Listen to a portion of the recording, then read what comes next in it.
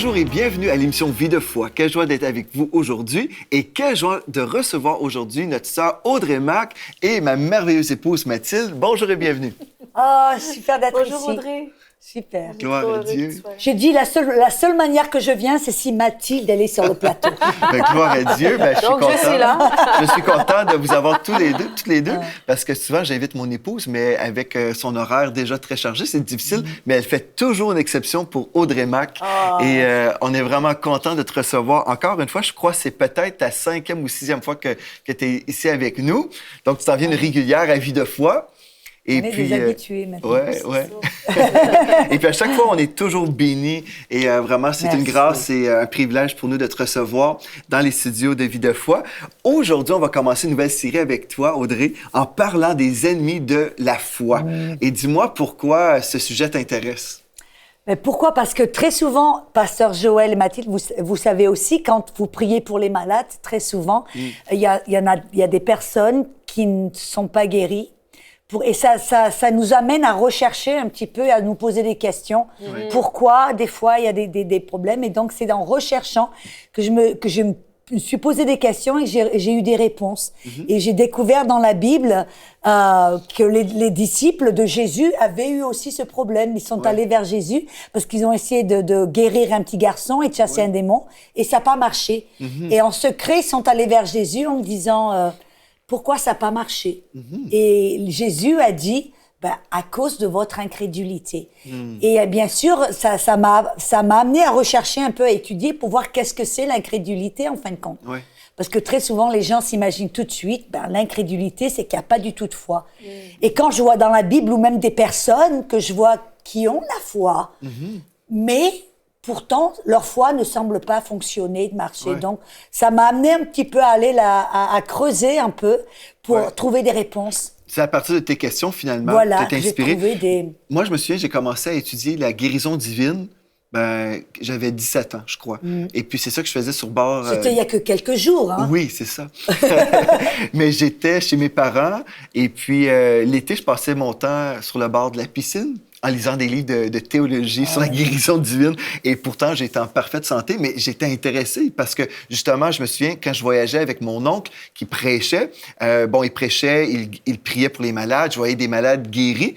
Et à d'autres moments, je voyais des gens qui demeuraient malades. Et puis, j'avais des questions. Et souvent, c'est ça, les questions amènent une certaine curiosité où on va faire des études pour trouver des réponses. Et puis, tu as trouvé des réponses. Et cette semaine, on va apprendre plusieurs choses. Donc, juste avant d'aller dans notre sujet, j'aimerais ça que tu puisses présenter ton ministère un peu pour ceux qui te découvrent pour la première fois. C'est Go Tell Ministries, ou ministère Go Tell, qui veut dire annonce la bonne nouvelle. Annoncer, aller et annoncer la bonne nouvelle. Oui, et tu habites aux États-Unis. J'habite en Floride. Je suis mariée depuis 18 ans. On vient de célébrer notre anniversaire de mariage. Nous aussi, là, 18 ans. Oui, nous, on était un jour avant vous. Ah bon? Et donc, je suis missionnaire, donc je parcours partout dans le monde. Et depuis 2007, j'ai eu un mandat du Seigneur, vraiment, de parcourir de plus en plus la francophonie. Donc, j'ai vraiment à cœur maintenant. Je remercie le Seigneur pour Vie de foi, enseigne-moi.com, vraiment pour amener ce message de foi et de guérison dans le monde francophone. Et la francophonie a besoin de toi aussi, Audrey, donc on est bénis. Je suis là. Que tu sois là. Puis, en plus, ton message était appuyé avec un témoignage absolument formidable. Je sais que tu as déjà partagé à l'émission Vie de foi un peu ton témoignage sur la guérison. Tu avais été diagnostiqué avec le cancer. C'est ça. Et Jésus t'a guéri. Et puis, c'est merveilleux. Il m'a guéri vraiment, je dois dire, d'une manière miraculeuse. Et d'abord, vraiment, principalement, c'est parce que j'avais fondé ma vie sur la parole. Et j'avais appris comment être guidé par le Saint-Esprit. Ces deux facteurs, vraiment, sont tellement puissants. Oui, c'est ça. Et c'est là, je dois dire que c'est au travers de la parole, avec l'aide du Saint-Esprit, que j'ai miraculeusement été guérie du cancer des os. Et donc, depuis, j'ai une passion, je crois que c'est mon ministère a pris un petit peu ce tournant d'annoncer, d'enseigner sur le message de la foi, de la guérison et de voir ces paroles confirmées avec des signes et des prodiges, des guérisons miraculeuses. Et c'est ça qui est... Ah oui, c'est formidable. Gloire à Dieu. Ah, Et, bien, et le diable a un œil au beurre noir. Oui, je suis excité parce que je crois que cette semaine va vraiment révolutionner plusieurs vies. Ah oui, Je crois qu'il y a sûr. des amis à la maison qui sont peut-être malades, qui se posent des questions comme toi tu l'as fait, là, Audrey. Mais pourquoi? Bien, cette semaine, vous allez recevoir plusieurs raisons, des explications à partir de la parole de Dieu. Et puis, on va vraiment avoir un bon temps. Je crois que ça va être profitable pour nous tous. Donc, la première chose aujourd'hui qu'on va parler, qu'est-ce que l'incrédulité? Est-ce que tu as trouvé une réponse dans la parole, finalement? Oui, parce que Jésus leur a dit, vous ne pouviez pas guérir ce petit garçon à cause de votre incrédulité. Et la plupart, moi je vois les réponses que j'entendais dans l'église avec un grand E, ne me satisfaisaient pas, parce que la plupart des gens disaient, l'incrédulité, il n'y a pas de foi du tout. Et je regarde, je dis, quand je voyais les disciples, je dis, mais non, ces disciples qui n'ont pas pu guérir ce petit garçon, ils avaient la foi.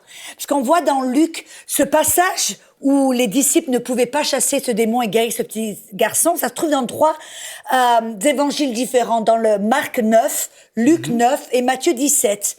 Et donc, j'ai regardé ces 3 évangiles différents et j'ai découvert qu'en fin de compte, dans Luc, qui est le seul évangile qui est chronologique, découvert que dans Luc, juste avant cet épisode, Jésus les avait dans Luc 9.1, il dit qu'il leur avait donné tout pouvoir sur toute la puissance du diable. Et après, il les avait envoyés en mission, 2 par 2. Ils étaient revenus en disant qu'ils avaient guéri tous les malades, toutes les guérisons, tous les démons qu'ils avaient chassés. Ils étaient même épatés. Waouh, ça marche. Donc, apparemment, les disciples avaient la foi. Donc, l'incrédulité, ce n'est pas un manque de foi. Même on voit dans je crois que c'est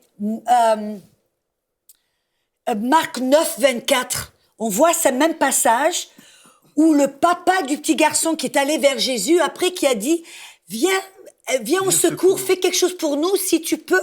Ouais. Et Jésus lui a dit, non, c'est pas si je peux, parce que je peux, mais si tu peux croire. Il dit car rien n'est impossible à celui qui croit, qui a la foi. Et le papa a répondu, je crois, ou entre guillemets, j'ai la foi, mais viens au secours de mon incrédulité. On voit là, en fin de compte, que le papa avait la foi et l'incrédulité au même moment, en même temps. Mais ça peut sembler contradictoire. Donc, si l'incrédulité, c'était 0 foi, ça pourrait pas être logique. Il dit, j'ai la foi, mais j'ai aussi l'incrédulité. On voit que Jésus ne l'a pas repris, on dit non, c'est l'un ou l'autre.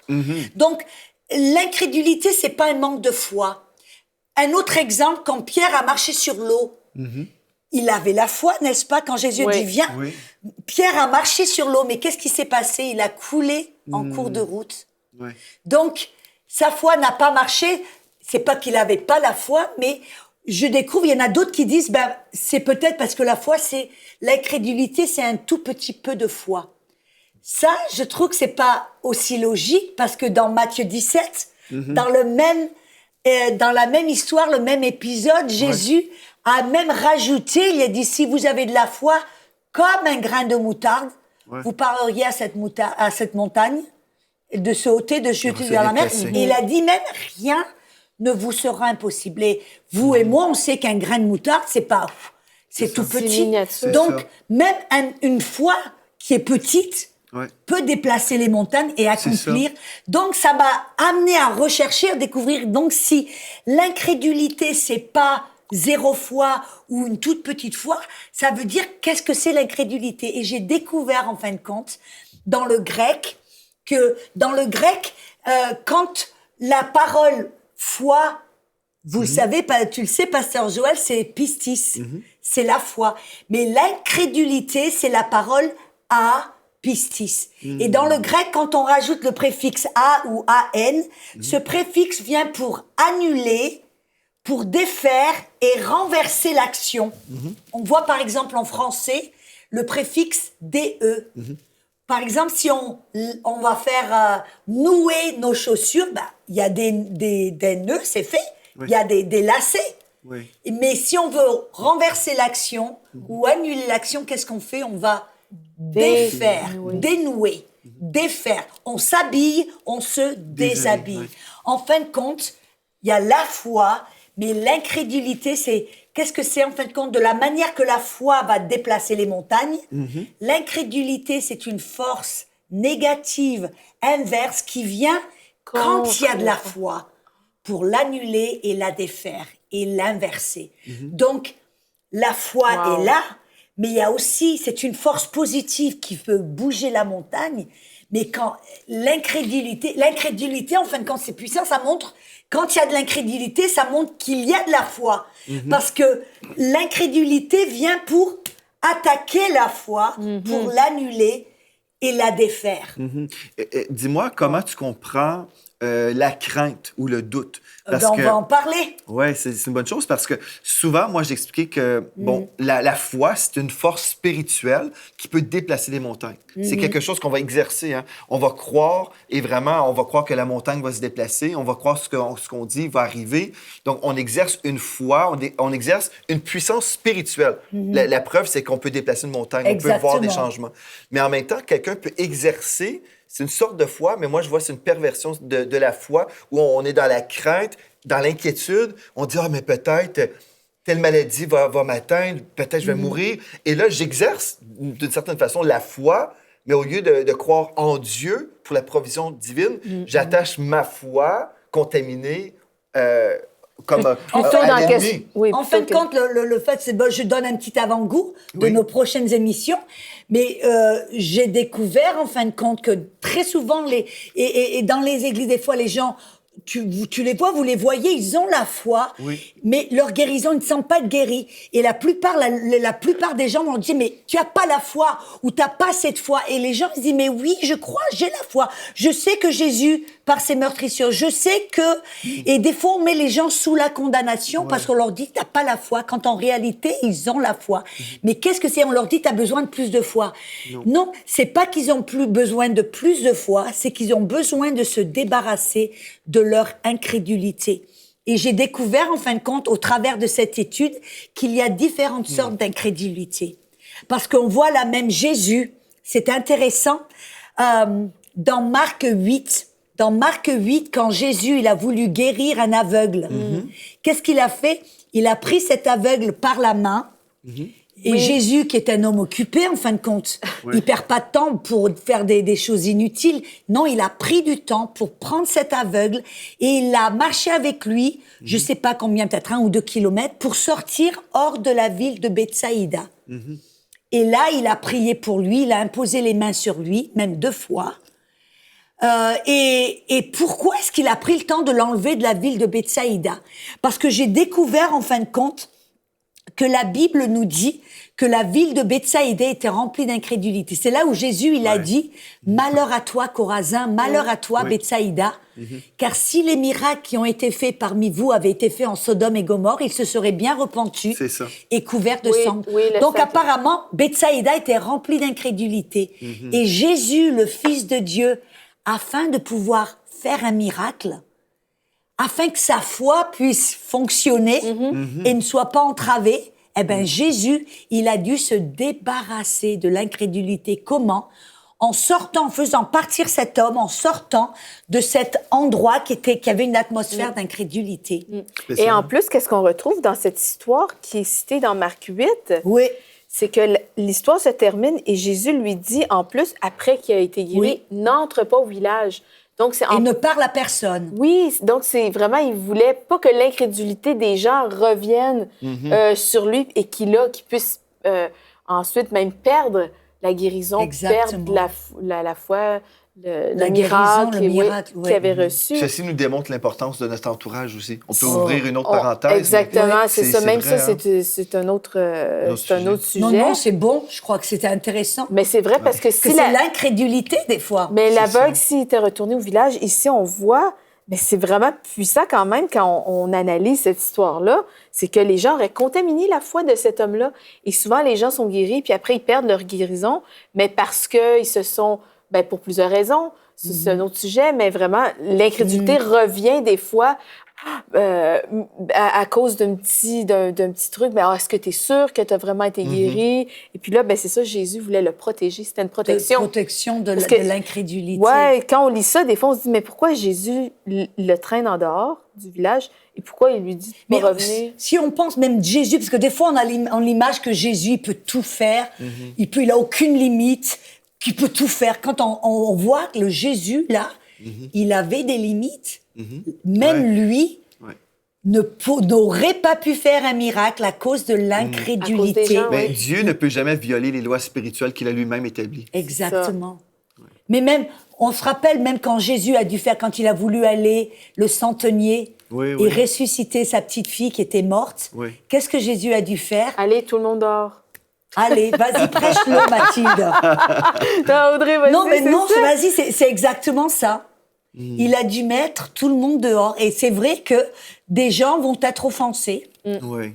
Parce que des fois, quand on est malade, ou on a un diagnostic qui est une question de vie, de mort, eh ben, on doit se protéger de l'incrédulité qui est autour de nous.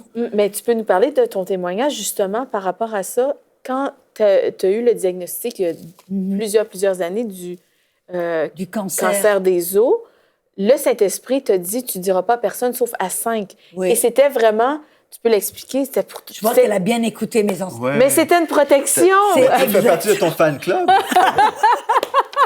Non, on vient de faire une émission Parole de femmes Ouais. où on a parlé un petit peu de ça, mais c'est vrai. Et à l'époque, c'est en 1999, quand j'ai appris que j'avais eu le cancer des os, le Saint-Esprit m'a donné une stratégie, j'appellerais une stratégie de guerre ou de combat de foi. Et une des choses qu'il m'a dit, que je ne comprenais pas à l'époque et que j'ai appris plus tard au cours de mon étude, le Saint-Esprit m'a dit, ne dis à personne que tu as le cancer, sauf à 5 personnes. Et entre guillemets, 5, c'est le numéro pour la grâce, c'est un symbole de la grâce. Ne dis à personne que tu as le cancer, sauf à 5 personnes qui croient et qui ont la foi comme toi. Et donc, personne ne savait ce qu'il fait. En fin de compte, le Saint-Esprit m'avait protégée de l'incrédulité et peut-être même de mes propres paroles qui auraient pu sortir de ma bouche pour vraiment entraver ma guérison. C'est ça. Puis des fois, il y a des gens, des chrétiens qui aiment le Seigneur, qui nous aiment, sont bien intentionnés, mais même à l'hôpital, moi, je me souviens, je crois que c'est ta sœur, Mathilde, qui avait été malade. Et je me souviens à l'époque que j'avais dit, je ne sais pas si je l'ai vraiment fait, tu vas pas me corriger, mais je me souviens, j'ai dit, on va mettre une affiche sur la porte de la chambre d'hôpital. Pas de paroles négatives. C'est ça. Je ne l'ai pas fait, je pense. Je pense que non. Non, mais je voulais... Je pense pas qu'on s'est rendu jusque-là. Il est trop gentil. Mais je me souviens, trop doux et trop gentil. je me souviens, j'ai vu une carte qu'elle avait reçue à côté de son livre. Bon, j'ai vu une petite carte de guérir rapidement et toutes choses concourent au bien de ceux qui aiment Dieu et des choses semblables. Et puis oui, toutes choses concourent au bien de ceux qui aiment Dieu, mais quand nous prions en esprit, c'est dans le contexte de la prière en esprit. Si on prie... Mais si on prie en esprit, oui, tout ce que Satan veut nous envoyer pour nous détruire, bien Dieu renverse les choses. Et ces choses-là vont concourir à notre bien parce que Dieu va intervenir. Mais il y a des gens qui reçoivent toutes sortes de choses terribles dans leur vie, disant, si Dieu le permet. Voilà. Mais on a déjà parlé de ça dans la série qu'on a faite ensemble. Dieu ne contrôle pas tout. Il nous a donné un certain contrôle et une autorité sur la terre. Et c'est à nous de l'exercice. Mais dans le contexte de ce que l'on disait, l'incrédulité, j'ai un verset là, je crois, qui illustre bien. Oui. Dans Hébreux 3:12, il dit « Prenez garde, frères, que quelqu'un de vous n'ait pas un mauvais cœur incrédule au point de se détourner de Dieu. » Voyez, la foi fait en sorte que vous vous tournez vers Dieu. L'incrédulité, un cœur incrédule va faire que vous allez vous détourner de Dieu. C'est vraiment une force opposée à la foi. C'est comme par exemple, vous avez cette table-là, la foi peut la déplacer. Mais si vous avez à l'autre côté l'incrédulité, la foi va pousser. Si l'incrédulité pousse de l'autre côté, qu'est-ce qui va se passer, cette table? Ça va rester là, ça bouge pas. C'est ça qui se passe, en fait, quand les gens peuvent avoir la foi, ils croient que par les meurtrissures de Jésus, ils ont été guéris. Ils croient que c'est la volonté de Dieu. Ils croient que Dieu veut les prospérer. Bref, tout ce que Dieu nous a promis. Mais s'il y a une force qui vient pour attaquer leur foi, une force opposée, négative, une force qui vient contre votre foi pour l'attaquer, pour aller contre la foi, la foi... Elle ne va pas produire. Elle va être neutralisée. Elle va être neutralisée, exactement. Mais là, Audrey, c'est très bien, Mais quelqu'un à la maison dirait, OK, moi, tu décris qui je suis. Là. Je suis une personne de foi, je crois dans les promesses de Dieu par ses meurtrissures, j'ai été guéri, je crois tout ça. Mais là, je fais quoi, là? Je fais quoi avec l'incrédulité? Parce que je l'ai, là, aussi. C'est intéressant parce que quand Jésus, il enseignait, il a cet épisode en Matthieu 17, et c'est intéressant parce que les disciples, après, apparemment les 9 disciples, on voit que Pierre, Jacques et Jean étaient avec Jésus sur la montagne quand Jésus a été glorifié. Donc, c'était les 9 autres disciples. Les 9 disciples qui apparemment n'ont pas pu rentrer dans la chambre avec Jésus pour ressusciter la petite. Donc apparemment, ils avaient de l'incrédulité. Mais quand ils sont allés à part pour demander à Jésus, pourquoi n'avons pas pu guérir le petit garçon, Jésus a dit à cause de votre incrédulité. Il dit, mais cette sorte ne sort que par le jeûne et la prière. Dans certains Bible, ils ont enlevé ce verset parce que ça les dérange. Ils ne savent pas comment comprendre ce verset. D'autres traductions ont traduit, comme la Louis II, cette sorte de démon ne sort que par le jeûne et la prière. Il y en a qui ont dit, il y a des démons qui sont si puissants que le nom de Jésus n'est pas suffisant. Mais non, ça va pas parce qu'on voit Luc 9:1, Jésus leur a dit, je vous donne toute autorité, tout pouvoir sur tous les démons. Et rien ne vous sera impossible. Donc, ça va pas. Et même on sait que dans la Bible, Jésus a dit, je vous donne toute autorité. Et au nom de Jésus, on a autorité sur tous les démons. Donc, pourquoi certains ne comprennent pas ce verset ou d'autres l'ont transformé? Parce que dans le grec, il n'y a pas cette sorte de démon. C'est cette sorte ne sort que par le jeûne. Et quand on regarde cette histoire, on s'aperçoit, Jésus dit cette sorte de quoi? Qu'est-ce que c'est qui les a empêchés de guérir ce garçon et de chasser ce démon? L'incrédulité. C'était l'incrédulité. En fin de compte, Jésus dit non, cette sorte d'incrédulité qui vous a empêché de chasser cette sorte de démon, vous allez vous en débarrasser par le jeûne et la prière. Donc là, j'ai découvert quelque chose là, qu'il y a plusieurs sortes d'incrédulité. Et c'est pour ça que j'ai trouvé que ce serait bien de faire toute une émission de 5 épisodes pour parler de toutes les sortes d'incrédulité. Et au travers de mes études, j'ai découvert, il y en a peut-être plus. Si vous en découvrez plus, dites-moi-le, ça profiterait bien. Mais j'ai découvert qu'en fin de compte, qu'il y avait 4 sortes d'incrédulité. Wow. Ouais. Okay. Et comme tu en parlais avant, Pasteur Joël, la peur fait partie d'une des sortes d'incrédulité. Et peut-être pour vous mettre un petit peu l'eau à la bouche, j'ai découvert qu'il y avait, oui, la peur, les craintes, est une sorte d'incrédulité, une force négative qui va aller contre votre foi pour l'annuler et l'empêcher de produire un miracle. Fruit, Il y a aussi dominé par les 5 sens. Il y a aussi les fausses doctrines. Et il y a aussi l'offense. L'offense est aussi une sorte d'incrédulité. C'est spécial, hein? Oui. C'est très donc, profond. c'est ça, je crois que c'est pour pouvoir parler de chaque sorte d'incrédulité, non seulement la découvrir, la voir un petit peu, mais comment s'en débarrasser. Wow, je crois que cette semaine, c'est une semaine de percée.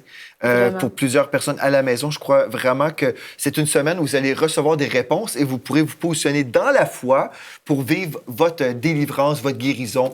Parce que Dieu veut qu'on puisse s'exposer à la parole de Dieu. Oui, la foi vient de ce qu'on entend vient de la parole de Christ. On se remplit constamment de cette parole de foi. On grandit, alléluia, ça va bien. Mais si l'incrédulité demeure là, on va avoir du mal à voir ces victoires-là. On voit par exemple Paul, pas Paul, mais Pierre, on vient d'en parler, quand il a marché sur l'eau, on voit un exemple là. Il avait la foi, parce que moi, j'ai pas encore marché sur l'eau. J'en ai pas eu peut-être encore besoin, ça va peut-être venir. Si vraiment c'est une question de vie de mort, je sais que je pourrais marcher sur l'eau. Amen. Parce que si Pierre l'a fait, Jésus l'a fait, ben nous on peut le faire. Mais vraiment, quand c'est un moment où on a besoin de le faire. Et je sais, j'ai entendu des témoignages de personnes qui ont marché sur l'eau parce que ils devaient traverser un torrent à cause d'un fleuve. Ils étaient avec des enfants, des orphelins, et pour sauver la vie de tous les orphelins, ils ont dû traverser ce torrent qui était... Et elle a eu la foi, parce qu'elle a dit, Seigneur, là, si on traverse pas ce torrent qui est en train de... on va tous mourir. C'est Heidi Baker? Non, c'était quelqu'un d'autre, et ils ont marché. Et hop, ils ont tous marché sur l'eau. C'est Wow. fantastique. Gloire à Dieu. J'aime ça, tes histoires comme ça, moi. Savoir Ah, que c'est bon, ma foi. ça te stimule. Et je dis, s'ils l'ont fait, nous, Ben on oui. peut le faire. Mais on le fait pas pour tenter Dieu. Exactement. On va pas, si je vais devant là, en disant, oui, moi, je vais, c'est comme le diable qui a dit, si tu es le fils de Dieu, jette-toi. C'est ça. On ne Et tente Jésus- pas l'Éternel. Voilà, on ne tente pas l'Éternel. Mais on voit Pierre, il a dit, si c'est toi, le je suis, Ouais. appelle-moi que je puisse. Et Jésus, qu'est-ce qu'il allait dire? Non, c'est pas moi. Donc il a dit oui, viens. Et Pierre a marché sur l'eau, mais on voit, il avait la foi, il a marché. Mais tout d'un coup, il y a l'incrédulité qui est venue. Et son incrédulité, on va le découvrir plus tard. Je vais pas tout vous dire, dévoiler tout aujourd'hui. Mais on voit que son incrédulité, ça a annulé sa foi et que tout d'un coup, il a coulé. Ouais. Mais la bonne nouvelle, moi j'aime bien ça, que Dieu il est tellement bon, il lui a même pas demandé de nager à la barque, il l'a pris, il l'a fait sortir C'est et lui vrai. c'est lui, c'est vrai. On voit là même des petits détails que Jésus est tellement gentil. Ouais. Il aurait pu dire débrouille-toi, tu as demandé de venir, maintenant tu nages. Hein. Non, Jésus est tellement bon. En plus je vois vraiment Jésus qui était tellement avec un grand sourire et en disant enfin quelqu'un qui ose faire l'impossible, parce que Dieu veut qu'on fasse l'impossible. Gloire à Dieu.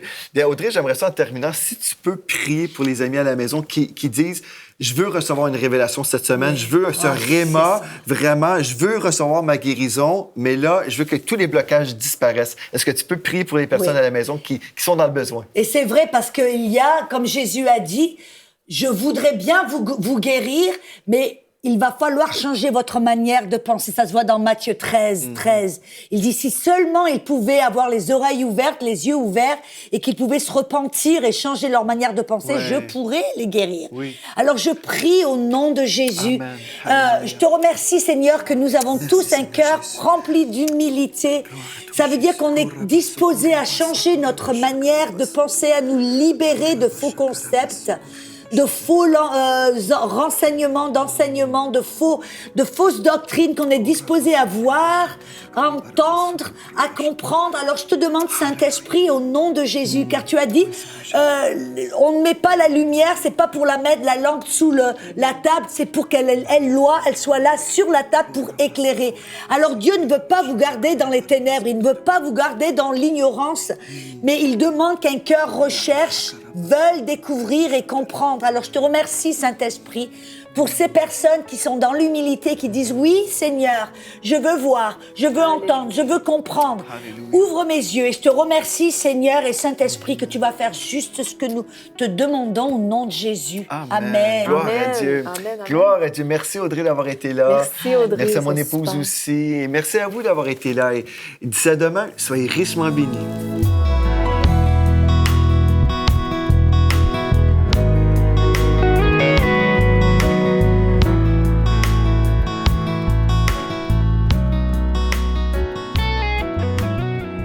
Cette émission est rendue possible grâce au précieux soutien des partenaires d'Enseigne-moi Canal International. Retrouvez tous nos programmes sur emcitv.com.